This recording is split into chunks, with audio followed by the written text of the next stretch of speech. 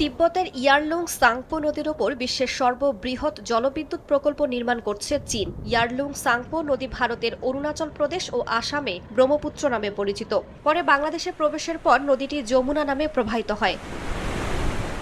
গত বছর নির্মাণ কাজ শুরু হওয়া ইয়ারলুং সাংপো নদীর নিম্ন প্রবাহের জলবিদ্যুৎ প্রকল্প থেকে বছরে প্রায় ৩০০ বিলিয়ন কিলোওয়াট ঘণ্টা বিদ্যুৎ উৎপাদনের লক্ষ্য নির্ধারণ করা হয়েছে। উৎপাদন সক্ষমতার দিক থেকে এটি চীনের থ্রি গর্জেস বাঁধের প্রায় ৩ গুণ বড় হবে বলে ধারণা করা হচ্ছে।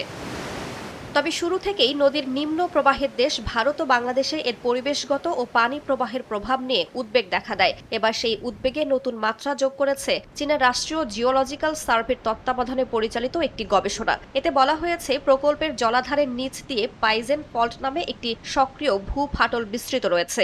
গবেষকদের মতে প্রায় ৯৫০০ বছর আগেও এই ফল্টে ভূতাত্ত্বিক নড়াচড়ার প্রমাণ পাওয়া গেছে। তাই ভবিষ্যতে ভূমিকম্প বা ফল্টের সক্রিয়তা বাঁধ, সেতু, সড়ক, সুড়ঙ্গ সহ পুরো অবকাঠামোর স্থিতিশীলতার জন্য বড় ঝুঁকি তৈরি করতে পারে।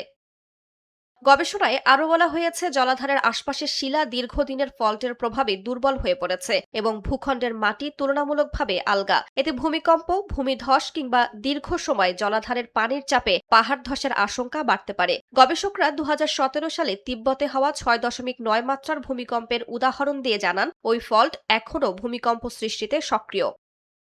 বিশ্লেষকদের মতে বিশ্বের সবচেয়ে বড় জলবিদ্যুৎ প্রকল্পটি কেবল প্রকৌশলগত চ্যালেঞ্জই নয়, আঞ্চলিক ভূ রাজনীতিরও একটি গুরুত্বপূর্ণ ইস্যু। ভারত এরই মধ্যে চীনের কাছে প্রকল্পটির বিষয়ে আরও স্বচ্ছতা এবং নদীর নিম্ন প্রবাহের দেশগুলোর স্বার্থ রক্ষার আহ্বান জানিয়েছে। বিশেষজ্ঞদের আশঙ্কা, নিরাপত্তা ও পরিবেশগত ঝুঁকি যথাযথভাবে মোকাবিলা না করা হলে ভবিষ্যতে এই প্রকল্প আঞ্চলিক উদ্বেগ আরও বাড়িয়ে তুলতে পারে।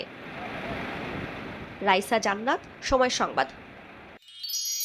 এক মিষ্টি সকাল, কানে কানে কিছু গুনগুনিয়ে বলে যায়, কাছে আয়, ভেসে যায় হাজার ফুলের ঠিকানায়, ছুঁয়ে দিয়ে ডুবে যায় সুগন্ধে সেই সীমানা।